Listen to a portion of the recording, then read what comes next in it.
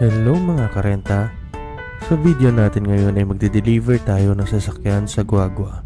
Ang client natin ay magre-renta ng Honda Civic sa loob ng 3 araw.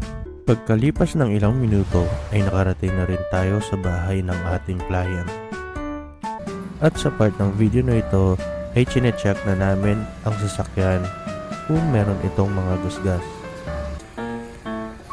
Bali ito sir yung ano niya. Tapos may konting tama dito. Ayan.